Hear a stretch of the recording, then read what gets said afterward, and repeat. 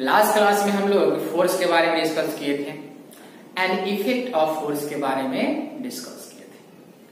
आज हम लोग डिस्कस करेंगे बैलेंस्ड फोर्स के बारे में। तो चलो स्टार्ट करते हैं और देखते हैं बैलेंस्ड फोर्स क्या होता है। If the resultant of the forces acting on a body is zero, the forces are said to be balanced. मान लीजिए एक बॉडी है, उस पे बहुत सारा फोर्सेस लग रहा है एंड उस सारे फोर्सेस का रिजल्टेंट अगर जीरो होता है तो वो सारे फोर्सेस जो लगा है बॉडी पे वो सब के सब क्या होंगे? बैलेंस्ड होंगे। फिर से रिपीट कि मान लीजिए एक बॉडी है और उस बॉडी पे बहुत सारा फोर्सेस लग रहा है, वो सारे फोर्सेस का अगर रिजल्टेंट अगर जीरो होता है तो जो सारे फोर्सेस बॉडी पे लगा है वो क्या होंगे? बैलेंस्ड होंगे।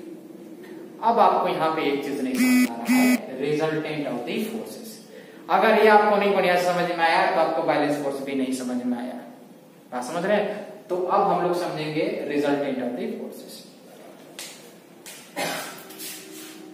Resultant of the forces। Resultant of forces बहुत आपको काम आएगा, इसलिए आप अच्छे से इसको देखेंगे। जैसे मान लीजिए कि एक बॉडी पे बहुत सारा फोर्सेस लग रहा है एंड उस सारे फोर्सेस का जो सम जो होगा वही सम रिजल्टेंट होगा। यानी कि एक बॉडी है और उस बॉडी पे बहुत सारा फोर्सेस लग रहा है और सारे फोर्सेस का जो सम जो होगा उसी सम को हम लोग रिजल्टेंट बोलते हैं। यानी कि सिंपली बोल सकते हैं रिजल्टेंट ऑफ फोर्सेस का मतलब सम ऑफ द फोर्सेस या ऑल फोर्सेस। क्लियर हुआ यहां तक? एक चीज और यहां पे सुनेंगे आप लोग कि एक बॉडी है और उस पर बहुत सारा फोर्सेस लग रहा है, वो सारे फोर्सेस को हमने सम किया, सम करने के बाद जो मिला वही क्या? रिजल्टेंट कहलाया। यानी कि जो सम करने के बाद मिल रहा है वही सम वैल्यू को हम लोग क्या बोल रहे हैं? रिजल्टेंट बोल रहे हैं। क्लियर? बात समझ गए यहां तक? एक चीज और कि जब हम बहुत सारी चीजों को सम करते हैं तो सम जो आता है वो चलो उसको क्या बोलते हैं? टोटल बोलते हैं। उसको क्या बोलते हैं? टोटल या नेट बोलते हैं कि नहीं? तो यहाँ भी बहुत सारे फोर्सेस बॉडी पे लग रहा है और सारे फोर्सेस को हमने सम किया और उसी सम को हमने क्या बोला? रिजल्टेंट बोला। तो क्या हम रिजल्टेंट को नेट बोल सकते हैं, टोटल बोल सकते हैं? क्योंकि रिजल्टेंट कब बोले? जब हमने सम किया तब। और सम को हम लोग नेट भी बोलते हैं, टोटल भी। याद रखेंगे कि एक बॉडी पे फोर्स लगा है बहुत सारा, वो सारे फोर्स का जो सम है उसको रिजल्टेंट बोलते हैं। या ऐसे बोल सकते हैं कि वो सारे फोर्सेस का जो नेट आया है, टोटल आया है, वही क्या है? रिजल्टेंट। यहां तक कोई दिक्कत नहीं है। क्लियर हो गया? Very good. अब ये कैसे हम लोग रिजल्टेंट निकालते हैं, यानी कि कैसे फोर्सेस को जोड़ते हैं, कैसे सम करते हैं, उसके लिए एक तरीका है।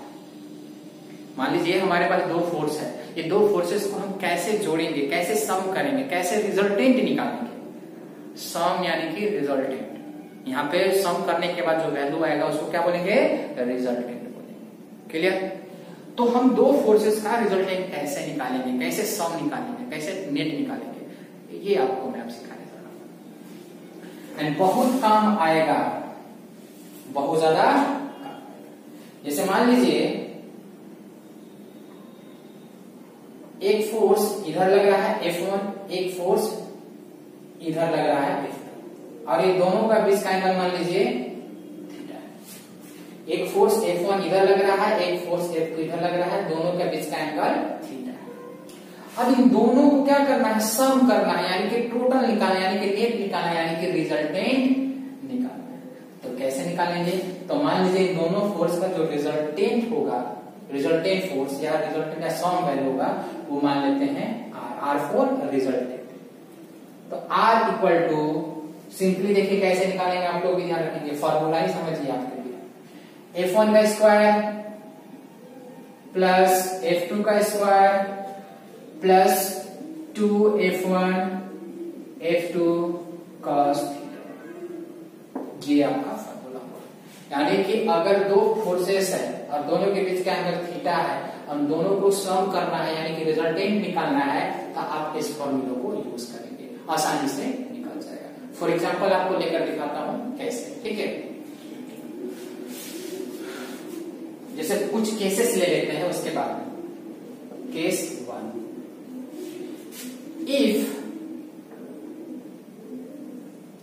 if theta is 0 degree, then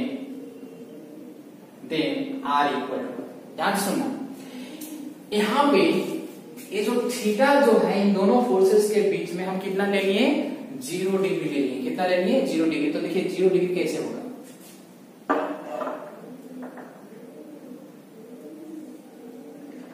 F2 इधर था, देखिए F2 किधर था, इधर था। F1 किधर था, इधर था। एंगल कितना था, थीटा था। अब इस थीटा को क्या करना है, 0 करना है। क्या करना है, 0 करना। तो देखिए 0 कब होगा, देखिएगा ध्यान से।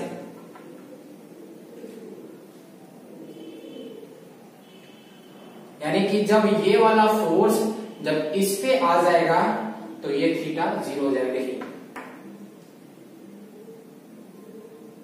यानी कि सिंपली बोल सकते हैं कि ये थीटा 0 कब होगा, जब F1 फोर्स F2 पे आ जाएगा तब। यानी कि कुछ ऐसे, यानी कि जब दोनों फोर्स पैरेलल होंगे, देखिए ना दोनों क्या हो गए, एक ही डायरेक्शन में हो गया, तो दोनों फोर्स क्या हो गए, पैरेलल हो गए। तो जब दोनों फोर्स अगर पैरेलल होंगे तो दोनों के बीच का एंगल क्या होगा, थीटा क्या होगा, 0 डिग्री होगा। बात समझ रहे हैं। तो अब इन दोनों को क्या करना है, सम करना है, यानी कि रिजल्टेंट निकालना है। तो कैसे निकालेंगे, इस फॉर्मूले से। देखिए कैसे निकालेंगे, R इक्वल टू क्या होता है, रूट ओवर F1 का स्क्वायर F2 का square plus 2F1 F2 cos theta. अब यहाँ पे थीटा कितना है, 0 डिग्री है, तो इस थीटे की जगह पे हम क्या कर देंगे, 0 को सब्स्टिट्यूट कर देंगे। यानी कि कुछ ऐसा, देखिएगा ध्यान से, F1 का स्क्वायर F2 का square 2F1 F2 cos 0। And आपको मोशन चैप्टर में आपको कॉस की वैल्यू के लिए टेबल दे चुका हूं, साइन के लिए भी टेबल दे चुका हूं, टाइम के लिए भी दे चुका हूं। तो cos 0 की वैल्यू कितना होता है, 1 होता है। तो हम इसके जगह पे क्या करेंगे, 1 को सब्स्टिट्यूट कर देंगे। यानी कि कुछ ऐसा हो जाएगा, ध्यान से देखिए, F1 का स्क्वायर F2 का स्क्वायर 2F1 F2 cos 0 की वैल्यू 1 से मल्टीप्लाई करेंगे, कोई चेंजेस नहीं आएगा। तो F1 का स्क्वायर F2 का स्क्वायर प्लस 2F1 F2, कोई दिक्कत नहीं है। अब आगे देखेंगे यहां से, इसके बाद आगे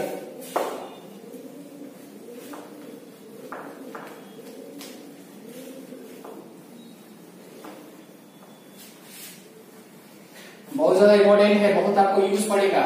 यानी कि R इक्वल टू कितना आ गया वहां पे, F1 का स्क्वायर F2 का स्क्वायर 2F1 F2। अब इसको ध्यान से आप लोग देखेंगे तो कुछ दिखेगा, ध्यान से देखिएगा क्या दिख रहा है,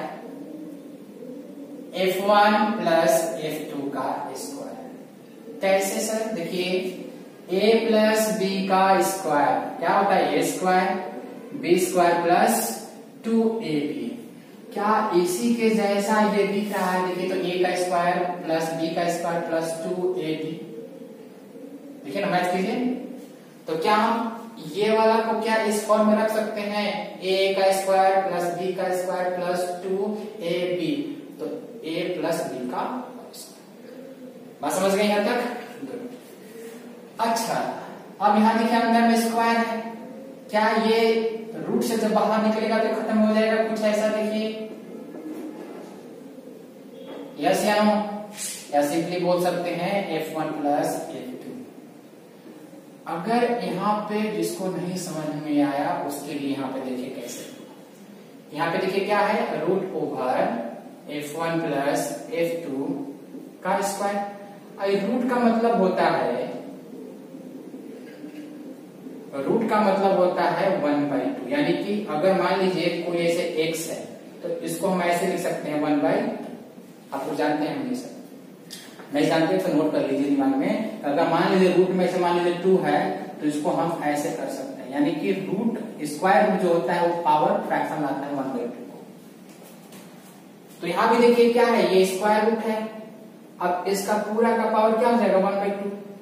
फिर उसके बाद देखिए क्या होता है आगे, देखिए हम एक एक चीज आपको बता रहा हूं क्योंकि आप लोग 8 से 9th क्लास में आए हैं तो आपको थोड़ा सा नया नया चीज लग रहा होगा, इसीलिए मैं बेसिक हर चीज आपको मैं बताते चल रहा हूं कि आपको दिक्कत ना हो।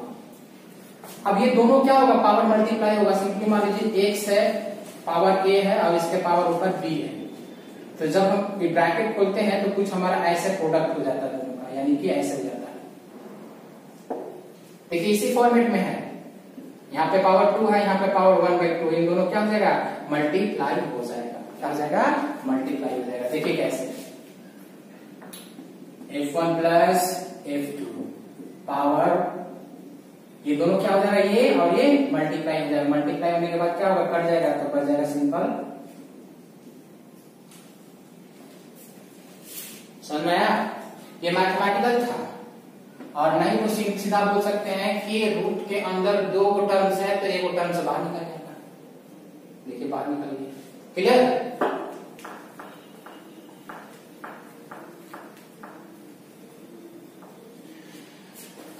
यानी कि रिजल्टेंट क्या आया, f1 प्लस f2, यानी कि दो फोर्सेस हमने जो पैरेलल में लिया था, यानी कि दोनों के बीच का एंगल कितना था, 0 डिग्री था, तो उन दोनों का सम यानी कि टोटल या रिजल्टेंट कितना आया, f1 प्लस f2। एक एग्जांपल लेकर आपको मैं समझा दूंगा। जैसे मान लीजिए एक बॉडी है, एग्जांपल 1, मान लीजिए कोई एक बॉडी है और इस बॉडी पे कोई एक इधर मान लीजिए F1 फोर्स 10 न्यूटन का लगा रहा है और इधर ही कोई एक और F2 20 न्यूटन का फोर्स लगा रहा है। एक बॉडी है और इस बॉडी पे एक बंदा इधर 10 न्यूटन का फोर्स लगा रहा है, मान लीजिए F1। इसी बॉडी पे दूसरा बंदा है जो कि F2 फोर्स लगा रहा है 20 न्यूटन का। अब इन दोनों फोर्सेस को क्या करना है, सम करना है, टोटल निकालना है, नेट निकालना है या बोलिए रिजल्टेंट निकालना है। तो कैसे निकालेंगे, तो सिंपली देखिए दोनों फोर्सेस का डायरेक्शन क्या एक ही तरफ है, या बोल सकते हैं दोनों फोर्स एक ही डायरेक्शन में है, या बोल सकते हैं कि दोनों फोर्स के बीच में एंगल कितना बन रहा है, 0 बन रहा है। तो जब दोनों फोर्स एक ही डायरेक्शन में हो एंड उन दोनों के बीच का एंगल कितना होना चाहिए, ऐसे भी 0 होगा, क्योंकि अगर दोनों एक ही डायरेक्शन में है तो दोनों के बीच का एंगल क्या होगा, 0 डिग्री है। तो इन दोनों का रिजल्टेंट टोटल सम निकालना है, तो सिंपली क्या करेंगे, दोनों फोर्स को जोड़ देंगे, यानी कि दोनों का जो रिजल्टेंट होगा दोनों को क्या कर देंगे, जोड़ देंगे, यानी कि 10 प्लस 20 यानी कि 30 न्यूटन। देखिए न्यूटन जो होता है फोर्स का यूनिट होता है, हम आगे डिस्कस करेंगे न्यूटन के बारे में जब हम सेकंड लॉ ऑफ मोशन बताएंगे तब। फिलहाल अभी रखें न्यूटन। देखिए तो जब दो फोर्सेस जब पैरेलल था, एक डायरेक्शन में था, जब थीटा 0 डिग्री था, तो उसका जो रिजल्टेंट जो आया था, टोटल जो आया था वो क्या था, F1 प्लस F2 था। तो यहाँ भी देखिए दो फोर्स हमने एग्जांपल में लिया, दोनों एक ही डायरेक्शन में था, तो दोनों का रिजल्टेंट यानी सम निकालना था, तो दोनों को सीधा क्या कर दिए, जोड़ दिए। तो आगे क्लियर। मान लीजिए एग्जांपल 2,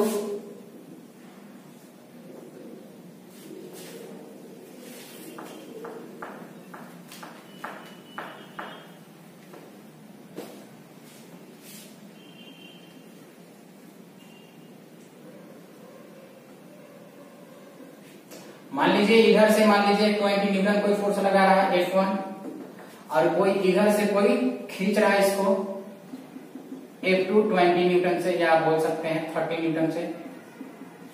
यानी कि एक बॉडी है और उस बॉडी पे एक 20 न्यूटन का फोर्स इधर खींच के लगा रहा है और एक इधर 20 न्यूटन का फोर्स लगा रहा है। अब इन दोनों फोर्सेस का इस बॉडी पे रिजल्टेंट निकालना, यानी कि इस बॉडी पे दो फोर्सेस, एक लगा F1 इस डायरेक्शन में, एक लगा F2 इसी डायरेक्शन में। अब इस बॉडी पे रिजल्टेंट फोर्स निकालना है, सम निकालना है।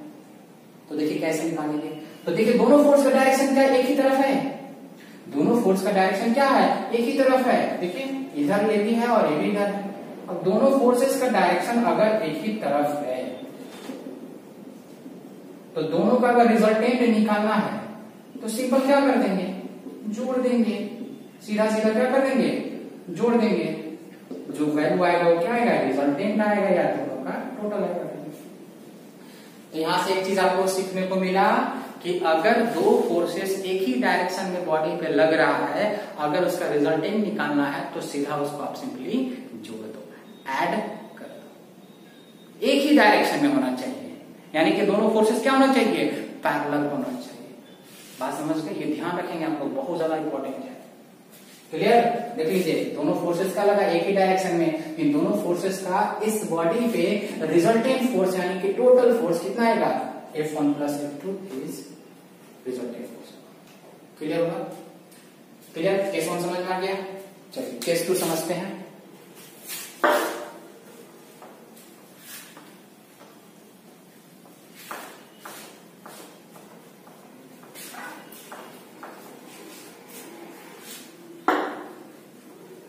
देखिए आपको मैं जो भी चीज बता रहा हूं थोड़ा ध्यान से देखेंगे, अभी स्टार्टिंग है चैप्टर का, आगे बहुत ज्यादा काम है ऐसा अलग चीज, अभी टाइम लग रहा है बट टेंशन नहीं लेना है क्योंकि आगे आपको आसान होगा सब समझना।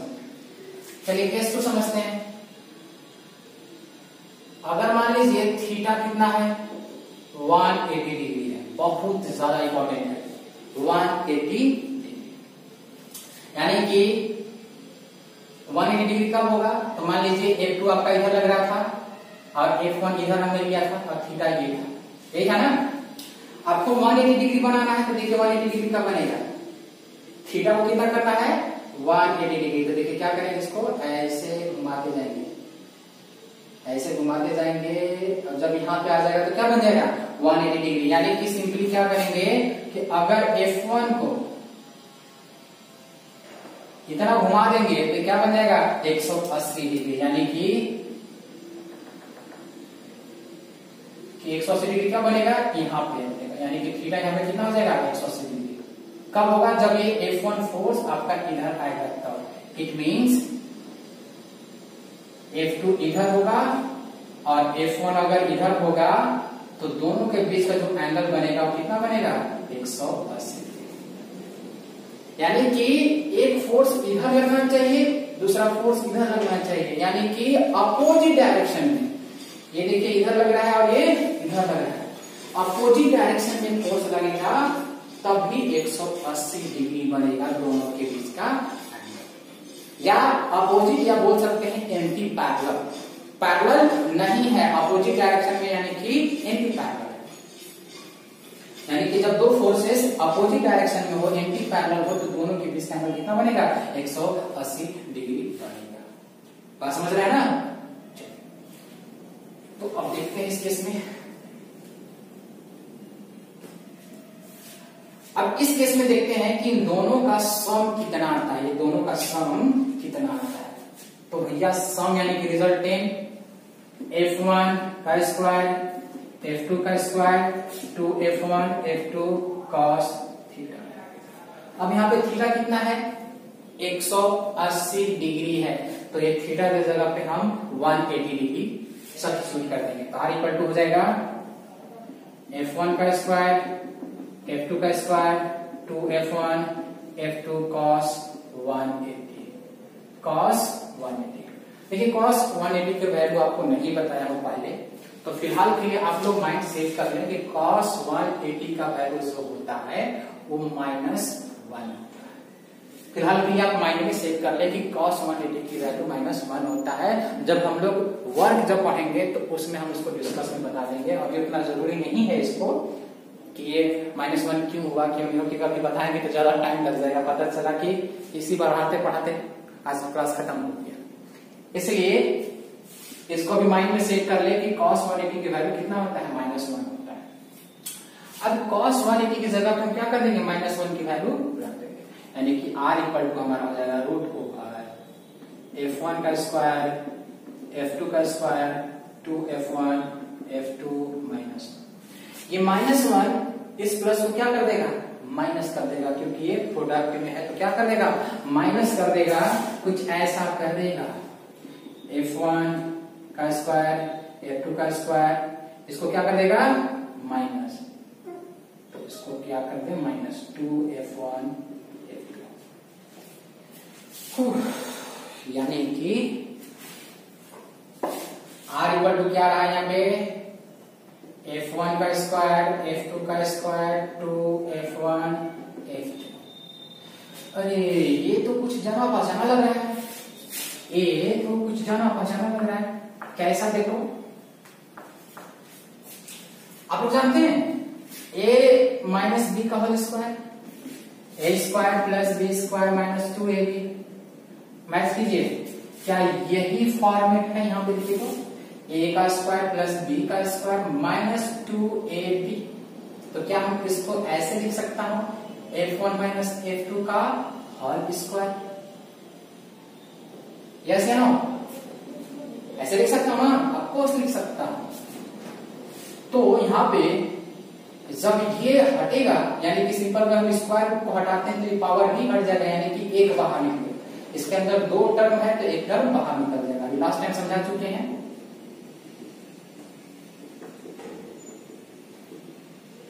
तो रिजल्टेंट क्या हो जाएगा, f1 माइनस f2। एक चीज यहाँ पे इंपॉर्टेंट बात और है, वो क्या है, ध्यान से समझिए।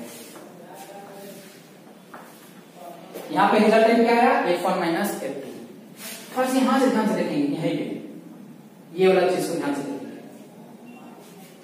कि r equal to root over f1 minus f2 का होल स्क्वायर, ठीक है, ध्यान से देखेंगे।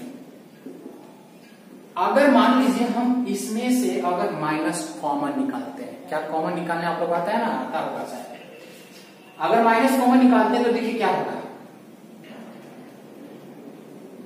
माइनस कॉमन निकालेंगे तो f1 के बगल में प्लस है तो यहाँ पे हो जाएगा माइनस f1, ये माइनस है तो क्या हो जाएगा, प्लस है f2 का स्क्वायर, यानी कि इसमें से हमने माइनस कॉमन निकाला। सबको समझ में नहीं आया, दिखाते हैं। अगर हम इसको अंदर में मल्टीप्लाई करेंगे तो माइनस माइनस क्या हो जाएगा, प्लस, तो प्लस f1। जब हम इसको अंदर यहाँ पे ले जाएंगे तो ये प्लस है, ये माइनस है तो माइनस प्लस क्या हो जाएगा, यानी कि अगर फिर से एक टर्म लाना है तो माइनस को क्या करो, अंदर भेज दो, यानी कि minus minus plus f1 minus plus minus f2। Clear हो गया। अब ध्यान सुनेंगे, क्या इसको हम ऐसे लिख सकते हैं, f2 माइनस f1 का स्क्वायर, यस या हम लिख सकते हैं। अब कहा गया है कि अगर -2 है और स्क्वायर करो तो कितना देगा, कितना, यानी कि अगर स्क्वायर है उसके अंदर माइनस है तो ये माइनस की कोई मतलब ही नहीं बनता है, क्योंकि बाहर जब निकलेगा तो क्या कर देगा, उसको प्लस कर देगा, यानी कि सिंपली क्या कर देगा, इसको क्या कर देगा, ये प्लस कर देगा, यानी कि f2 माइनस f1 का स्क्वायर। नहीं समझ में आया, मान लीजिए -4 का स्क्वायर है, -4 का स्क्वायर है, इसका मतलब क्या है, -4 इंटू -4, तो माइनस माइनस क्या हो गया, मल्टीप्लाई करके 4 हो गया, प्लस हो गया, 4 क्या हो गया, 16 हो गया। बात समझ रहे हैं कि नहीं समझ में आया, ये और अच्छे से डिटेल में समझा देते हैं कि यहाँ पे कैसे हो जा रहा है। तो सिंपली क्या है कि -f2 माइनस f1 का स्क्वायर, यानी 2 बार मल्टीप्लाई है, 2 बार मल्टीप्लाई मतलब देखिए कैसे, -f2 f1 into -f2 minus f1। अब ये मल्टीप्लाई करेंगे तो माइनस माइनस क्या हो जाएगा, प्लस हो जाएगा, क्या हो जाएगा, प्लस f2 f1 का, इन दोनों का स्क्वायर। अब यहां से बाहर निकलेगा तो क्या हो जाएगा, f2 माइनस,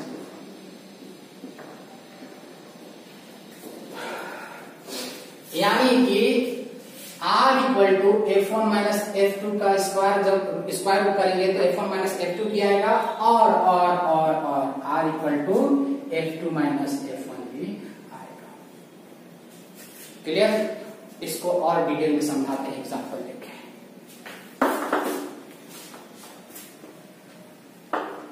देखिए ये चीज समझ गए ना बाबू, तो बैलेंस फोर्स और एक अनबैलेंस फोर्स होता है, आपको उसको समझने में कोई परेशानी नहीं होगा। जैसे एग्जांपल लेते हैं हम लोग केस 2 का। जैसे मान लीजिए एक बॉडी है, इस बॉडी पे मान लीजिए इधर F1 20 न्यूटन लग रहा है और कोई एक इधर से F2 10 न्यूटन का फोर्स लगा रहा है। यानी कि एक बॉडी है और उस बॉडी पे इधर कोई 20 न्यूटन का फोर्स लगा रहा है और इधर कोई 10 न्यूटन का फोर्स लगा रहा है। अब इस बॉडी पे हमें क्या करना है, रिजल्टिंग फोर्स निकालना है। क्या करना है, रिजल्टिंग फोर्स यानी कि सम निकालना है, टोटल निकालना है। तो पहले बताइए ये दोनों फोर्स अपोजिट डायरेक्शन में है, अपोजिट डायरेक्शन में है, तो अपोजिट डायरेक्शन में अगर होता है फोर्स तो रिजल्टेंट कैसे निकालते हैं, रिजल्टेंट कैसे निकालते हैं, या तो F1 माइनस F2 या तो F2 माइनस F1, यही करते हैं ना। यानी कि अगर कोई बॉडी पे दो फोर्सेस लग रहा है, अपोजिट डायरेक्शन में लग रहा है, तो अगर अपोजिट डायरेक्शन में अगर लगता है तो रिजल्टेंट जो फोर्सेस होता है या तो F1 माइनस F2 या F2 माइनस F1। अब यहाँ पे हमको नहीं समझ में आया कि हम ये वाला यूज करें कि ये वाला यूज करें, समझ रहा है? तो उसके लिए दिक्कत नहीं है आपको कि ये यूज करें कि ये करें। तो उसके लिए मैं बता दूं कि फोर्स को देखें, जो फोर्सेस बड़ा होगा दोनों में से उसमें से छोटा को माइनस कर दें। यहाँ पे देखिए F1 ज्यादा है F2 से, यानी कि since F1 is greater than F2 तो R इक्वल टू हो जाएगा F1 माइनस F2। यानी कि जो बड़ा फोर्स होगा उसमें से हम छोटा को माइनस कर देंगे और जो वैल्यू मिलेगा वो फोर्सेस का रिजल्टेंट मिलेगा। तो यहाँ पे रिजल्टेंट क्या हो जाएगा, 20 माइनस 10 यानी कि 10 क्या मिल जाएगा, 10 न्यूटन मिल जाएगा। एक और एग्जांपल ले लेते हैं और अच्छे से क्लियर हो जाएगा। एग्जांपल नंबर, मान लीजिए इस बॉडी पे इधर फोर्स लग रहा है F1 10 न्यूटन और इधर लग रहा है मान लीजिए F2 100 न्यूटन। अब इस बॉडी पे जो फोर्सेस लग रहा है, इस फोर्सेस का हमें क्या निकालना है, रिजल्टेंट यानी कि सम निकालना है, टोटल निकालना है।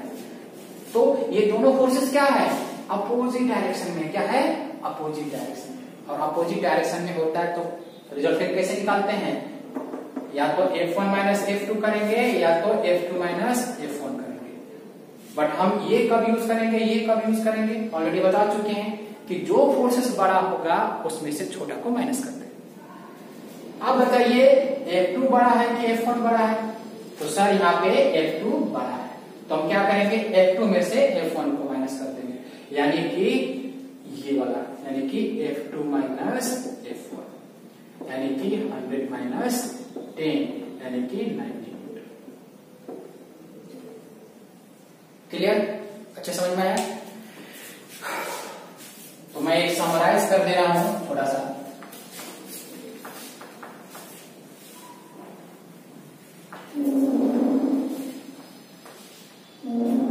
या क्वेश्चन ही समझिए छोटा सा, find resultant force find the resultant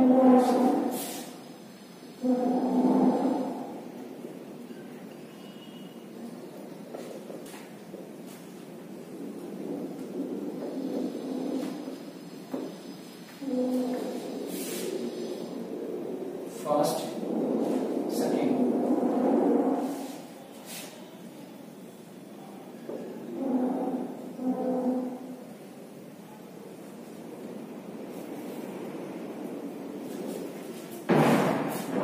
third,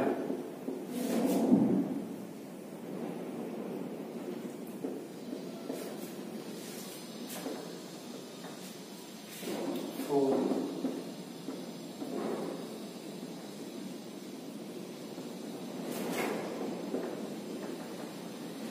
देखिए यहाँ पे 4 हमने क्वेश्चन दिया है और सारे क्वेश्चन में हमने क्या पूछा आपसे, रिजल्टेंट फोर्स, यानी कि इसमें आपको रिजल्टेंट फोर्स बताना है, इस बॉडी में रिजल्टेंट फोर्स बताना है, इससे भी रिजल्टेंट बताना है और इससे भी बताना है।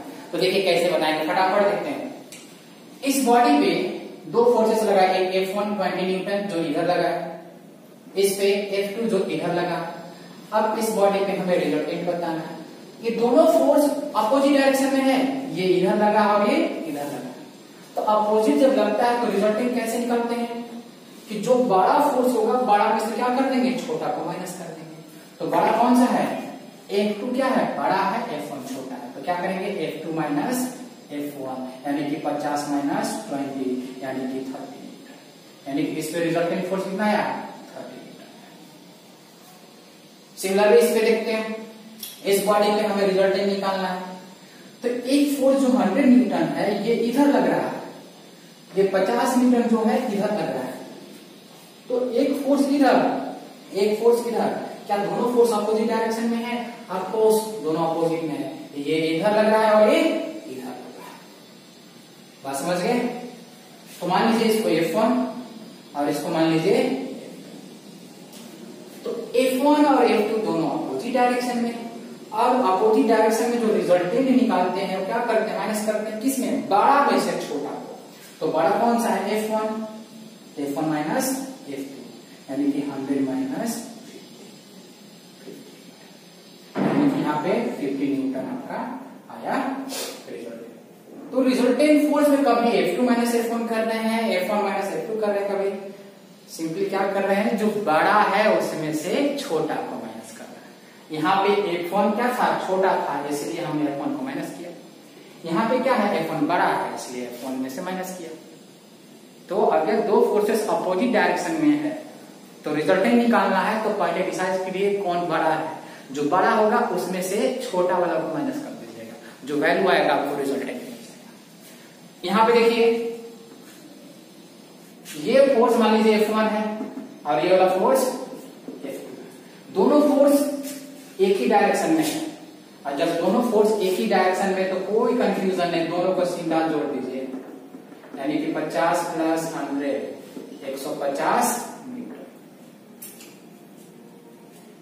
यहाँ पे देखिए इसमें भी रिजल्टेंट निकालना है। देखिए 10 न्यूटन का फोर्स इधर लगा है, 20 न्यूटन का फोर्स इधर लगा है, दोनों एक ही डायरेक्शन में, तो रिजल्टेंट सिंपल क्या हो जाएगा, 20 प्लस 10 कितना हो जाएगा, 30। ये बहुत ज्यादा इंपॉर्टेंट है, बहुत ज्यादा इंपॉर्टेंट है, बेसिक है, बस समझ रहे ना।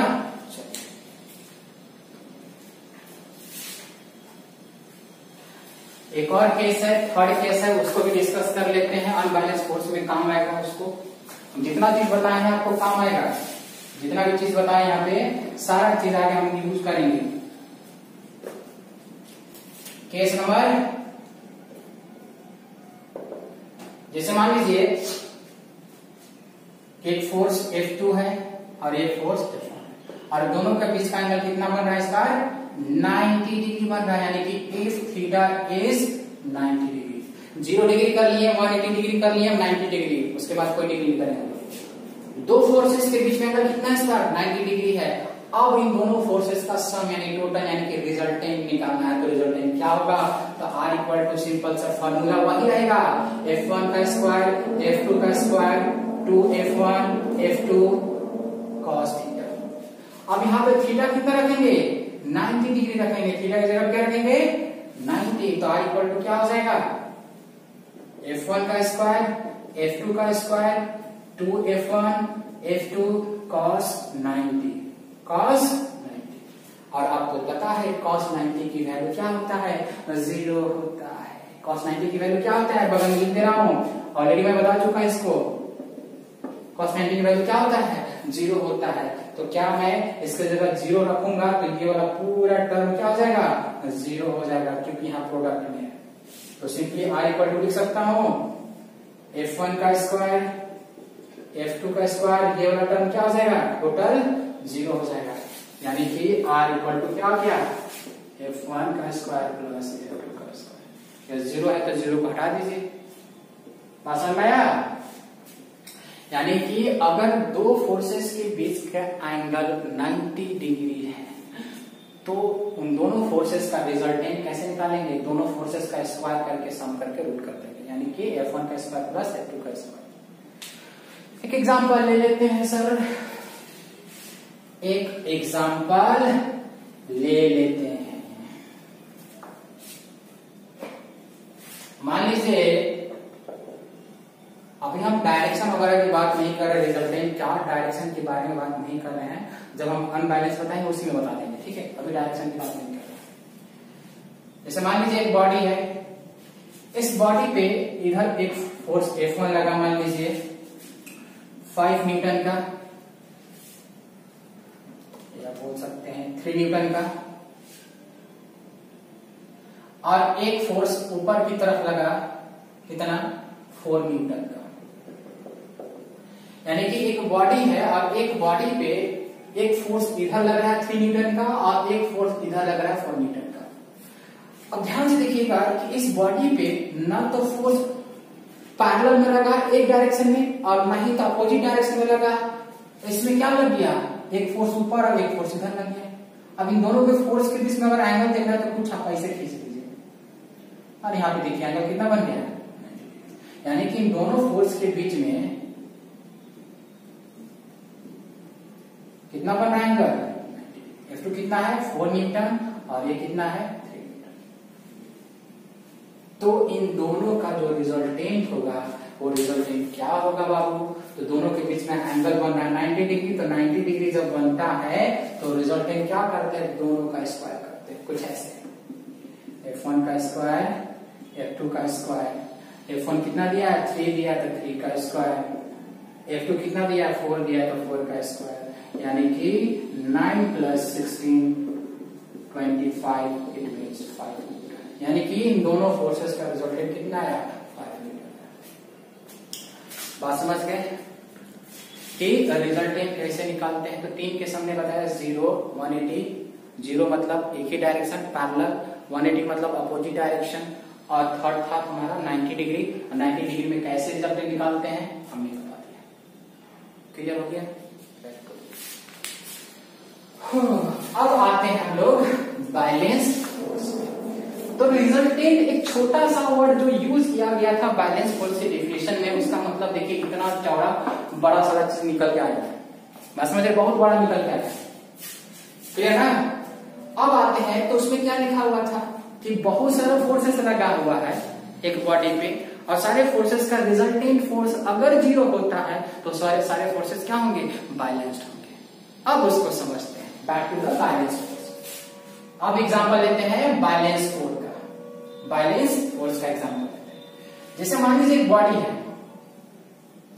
और इस बॉडी पे मान लीजिए F1 लगा है 10 न्यूटन, कितना लगा है 10 न्यूटन, और एक इधर से फोर्स लग रहा है F2, वो भी कितना लगा है 10 न्यूटन। एक बॉडी है और उस बॉडी पे 2 फोर्सेस लग रहा है, एक F1 10 न्यूटन, दूसरा फोर्सेस भी लग रहा है 10 न्यूटन। बट दोनों फोर्सेस का डायरेक्शन देखिए, एक इधर लग रहा है और एक इधर लग रहा है, दोनों अपोजिट डायरेक्शन में लग रहा है। तो इन दोनों फोर्सेस का रिजल्टेंट फोर्स निकालिए इस बॉडी में। तो रिजल्टेंट फोर्स यहाँ पे क्या हो जाएगा, दोनों अपोजिट डायरेक्शन में है ना, तो यहाँ पे अपोजिट डायरेक्शन में है तो आपको हमने क्या सिखाया कि बड़ा में से छोटा। अब ये दोनों बड़ा ही ना है ना, दोनों छोटा है, दोनों बराबर है। तो ऐसे केस में या तो F2 - F1 करे या F1 - F2 करे, बात देखिए, क्योंकि दोनों का वैल्यू बराबर है। अब दोनों का वैल्यू अगर बराबर है, अगर आपको यहाँ पे रिजल्टेंट निकालना है तो आप यहाँ पे डिसाइड ही नहीं कर पा रहे कि बड़ा कौन है छोटा कौन है, तो किस में से किसको माइनस करें, जिसको माइनस कर दीजिए। तो यहाँ पे हम या तो F1 - F2 करें या F2 - F1 करें, बात एक ही है, क्योंकि दोनों का वैल्यू क्या है, इक्वल है। F1 कितना हो गया 10, ये भी कितना हो गया 10, 10 में से 10 गया 0।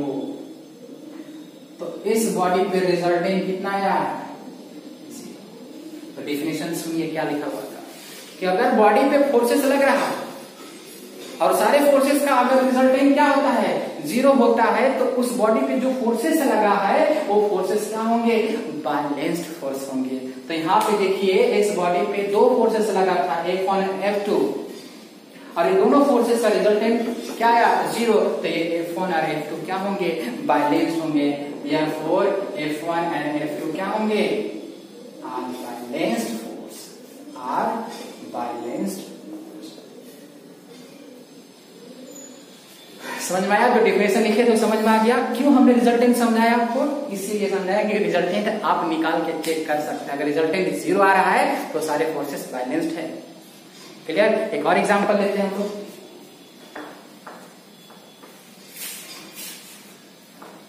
देखिए हम एक छोटा सा चीज आपको समझाने के लिए आपको कितना सारा चीजें बता रहा हूं, इसे ध्यान रखेंगे। क्यों बता रहा हूं? क्योंकि बहुत ज्यादा इंपॉर्टेंट है। एग्जाम्पल नंबर 2, अगर मान लीजिए एक बॉडी है, F1 लग रहा है 20 न्यूटन इधर और इधर लग रहा है 20 न्यूटन F2। अब हमें यहां पे बताना है कि क्या दोनों फोर्स बैलेंस है या नहीं। तो क्या करेंगे, इस फोर्सेस का, ये सारे फोर्सेस का क्या करेंगे, इस बॉडी पे रिजल्टेंट निकालेंगे। तो रिजल्टेंट कैसे निकालेंगे, R इक्वल टू, आप दोनों फोर्सेस देखिए अपोजिट डायरेक्शन में है, ये फोर्सेस इधर, ये फोर्सेस इधर, दोनों अपोजिट डायरेक्शन में। अपोजिट डायरेक्शन में क्या करते हैं, माइनस करते हैं, 12 में से छोटा। अब यहाँ पे दोनों क्या है, इक्वल है। अगर इक्वल है तो हम जिसमें से मन करेंगे उसको माइनस कर देंगे, क्योंकि 12 में छोटा डिसाइड नहीं कर पा रहे हैं, दोनों बराबर है। तो या तो हम F1 माइनस F2 कर सकते हैं या F2 माइनस F1 कर सकते हैं। F1 कितना 20, ये भी 20 इक्वल टू 0। यहाँ पे रिजल्टेंट क्या है इस बॉडी पे, 0 है। यानी कि इन दोनों फोर्सेस का इस बॉडी पे रिजल्टेंट या टोटल क्या आया, 0 आया।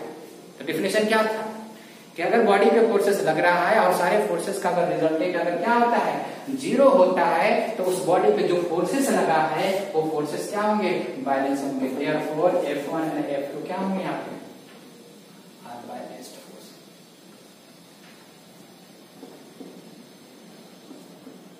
Are balanced force. क्लियर हुआ अच्छे से समझ में आया। एक और एग्जांपल, मान लीजिए एक बॉडी है, ऊपर में मान लीजिए 50 न्यूटन फोर्स लग रहा है और नीचे में भी 50 न्यूटन फोर्स लग रहा है। यानी कि इस बॉडी पे ऊपर की तरफ 50 न्यूटन, नीचे की तरफ 50 न्यूटन फोर्स लग रहा है।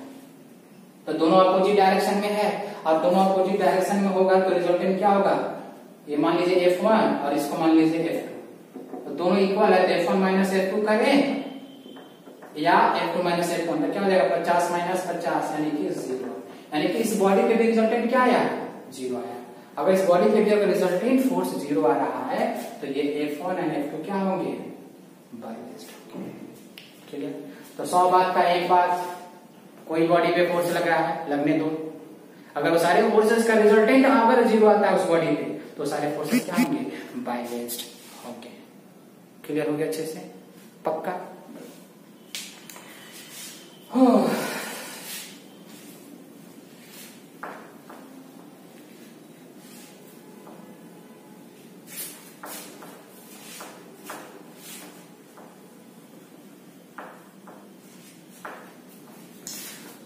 अब छोटा सा देख कर बताना है कि सर बैलेंस है कि नहीं। पेन नहीं चलाना है, बिल्कुल पेन नहीं चलाना है, सिर्फ देखते बता देना है। तो देखो कैसे बताना है, मतलब बिना पेन चलाए बताना है कि बैलेंस फोर्स है या नहीं।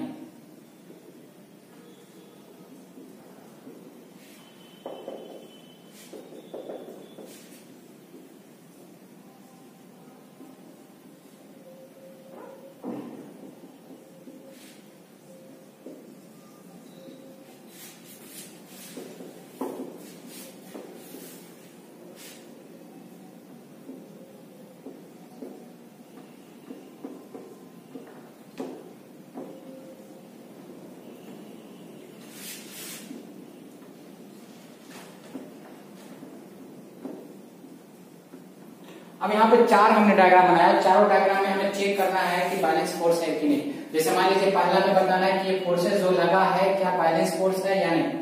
तो देखिए ये फोर्सेस और ये फोर्सेस अपोजिट डायरेक्शन में लगा है और दोनों क्या है, इक्वल है। तो इन दोनों का अगर रिजल्टेंट निकालेंगे तो अपोजिट डायरेक्शन की वजह से क्या होगा, 0। यानी कि इन दोनों फोर्सेस इस बॉडी पे अपोजिट डायरेक्शन में लगा है। अगर अपोजिट डायरेक्शन में अगर फोर्स लगता है तो अगर रिजल्टेंट ही निकालेंगे तो क्या होगा, 0 आएगा। क्यों 0 आएगा, क्योंकि ये दोनों इक्वल है, दैट्स व्हाई इन दोनों का रिजल्टेंट क्या आएगा, 0 आएगा। यानी कि यहाँ पे रिजल्टेंट क्या आएगा, 0 आएगा। अगर रिजल्टेंट 0 आएगा तो दोनों फोर्सेस क्या होंगे, बैलेंस्ड होंगे। क्लियर, यानी कि दोनों फोर्स क्या है, बैलेंस्ड। सिमिलरली यहाँ पर देखिए 1000 न्यूटन ऊपर लग रहा है, 1000 न्यूटन नीचे लग रहा है, दोनों अपोजिट डायरेक्शन में है। अपोजिट डायरेक्शन में होगा तो रिजल्टेंट यहाँ पे क्या होगा, 0 होगा। क्यों, क्योंकि दोनों फोर्सेस बराबर है। दोनों फोर्सेस क्या है, बराबर है। तो जब बराबर है और रिजल्टेंट क्या है यहाँ पे 0 आ रहा है, तो ये दोनों फोर्सेस क्या होंगे, बैलेंस। सिमिलरली यहाँ पे इस बॉडी पे 150 का इधर लग रहा है, 150 का इधर लग रहा है, दोनों अपोजिट डायरेक्शन में और दोनों इक्वल है, दैट्स व्हाई रिजल्टेंट यहाँ पे क्या होगा, 0 होगा। अगर रिजल्टेंट 0 होगा तो ये फोर्स और ये फोर्स क्या होंगे, बैलेंस होंगे। सिमिलरली यहाँ पे देखिए 200 न्यूटन नीचे लग रहा है, 200 न्यूटन ऊपर लग रहा है, दोनों फोर्सेस अपोजिट डायरेक्शन में है, एक ऊपर और एक नीचे, और दोनों इक्वल है, यहाँ पे रिजल्टेंट क्या होगा, 0 होगा। जैसे ये भी फोर्स क्या होगा, बैलेंस होगा। ठीक है, तो ध्यान से सुनिए, अगर कोई भी बॉडी पे अगर अपोजिट डायरेक्शन में फोर्स लगता है, अपोजिट डायरेक्शन में फोर्स लगता है और दोनों फोर्सेस का मैग्नीट्यूड यानी कि वैल्यू इक्वल है, तो दोनों फोर्सेस बैलेंस्ड फोर्स होगा। क्या होगा, बैलेंस फोर्स होगा। ये हम डायरेक्ट बोल रहे हैं, बट कैसे हुआ, क्योंकि रिजल्टेंट उसका क्या होगा, 0 होगा, दैट्स व्हाई वो क्या होंगे, बैलेंस। बट अगर हमें देख के बताना तो सिंपल, देखिए एक बॉडी है, उस पर अपोजिट फोर्स लगा है, ठीक, दूसरा दोनों वैल्यू सेम है या सेम है, तो दोनों बैलेंस हो गया।